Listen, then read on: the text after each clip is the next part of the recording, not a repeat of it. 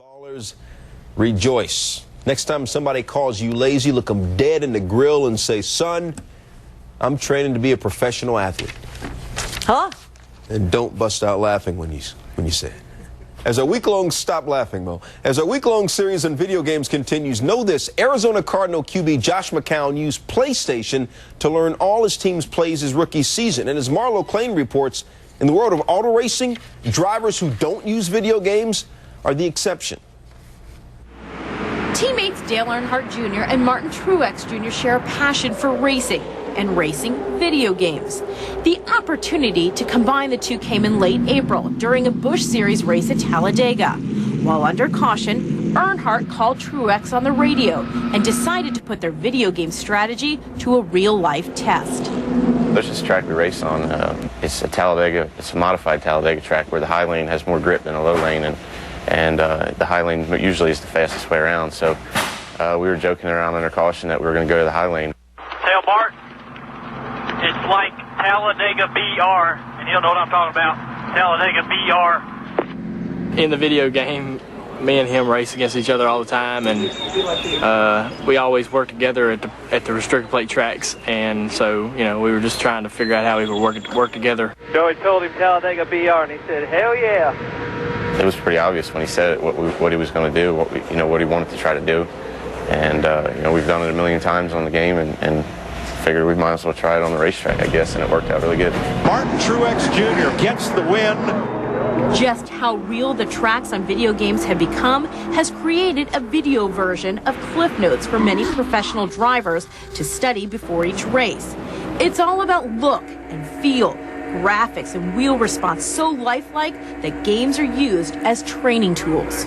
I'll start 2 or 3 weeks in advance for Sears Point and just play it over and over and over again and just get used to my eyes looking for the next corner, my eyes looking up, looking down, things like that, because elevation change is big in Sears Point. I mean, it's to the T. Every inch of the racetrack, the banking, the bumps, the grip, everything. The physics of driving the car in the game are identical. Earnhardt Jr. says he became a believer in 1997, prior to his first race at Watkins Glen, a road course he was unfamiliar with. I played on the game for about 2 weeks before that, and all the shift points were exact within 50 feet of where they are on the racetrack. So, I mean, how can you complain, or how could you say that wouldn't be a help? IndyCar's 2003 Rookie of the Year, Dan Weldon, used video games to help his transition to the IRL. I'd never been to Richmond before. There was an open test at Richmond shortly before the race, and we had a technical difficulty with the car, and it meant that I only was able to do 5 laps at that particular track, and then it was going into the race weekend. So for me, it was pretty good to get on and play Richmond as much as I could, because, I mean, the radius of the corners on the computer are exactly the same as they are on the actual track itself. Back when we had just Atari or something like that, we didn't have no racing games, anything like this, so we couldn't go actually run the tracks a few times before we go there in our race car. I think that's an advantage for rookies now. What we get out of video games, aside from learning the racetracks, is it's hand-eye coordination, and when your reflexes are sharp like that, it helps you a lot in the race car. NHRA drag racer Ron Capps believes that video games heighten his senses in a sport where reaction is everything. Capps became interested in the games as simulators in 1996 when he read that Formula One driver Jacques Villeneuve used a game to help capture the pole at the Belgian Grand Prix. Thanks to a bachelor's degree in software engineering, Capps has helped design his own simulator. You take a hockey player, for instance, I don't think that they can actually play the game and maybe learn how to hit a better slap shot or something. But when you take that a step further and you make it so it's actually a tool and you can use it to make yourself better, it's virtual reality at its best. When I'm in a funny car and I'm going 0 to 325 miles per hour in 4 seconds, I don't have a whole lot of time to react. If something goes wrong, I better do the right thing. And that's where I think the video games have helped me. Another way the games can help is as a substitute for on-track testing, which is expensive and limited by sanctioning bodies.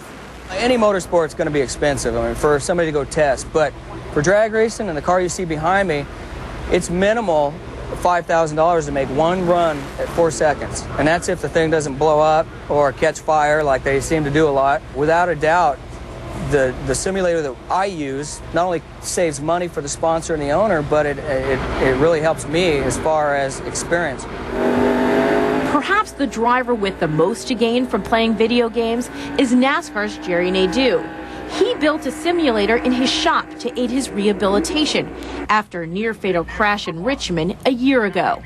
Before, I'd run 5 minutes and it's like I was mentally drained. And, now I can do a 200-lap race and it's not that hard. I can imagine being in a real car. I mean, it's very tough and there's so much demand on the driver at the racetrack that, I think it would be hard for me right now to go out there in real life and do it. But I think the video game definitely helps. Yeah, a lot of people, I guess, would think it's pretty crazy that, we take it that serious and we really feel that you can use a lot of things we learn in that game on the real racetrack. For the athletes now, there's a point where not only are you in the game, but you can use it. So it's gone beyond just being a thing you pick up for fun. Marlo, thank you very much. Tomorrow on SportsCenter, we will take a look at some of the controversial content in today's video games. And then Thursday, our series concludes with an in-depth look at how much impact athletes and coaches have on the design of the games that you play.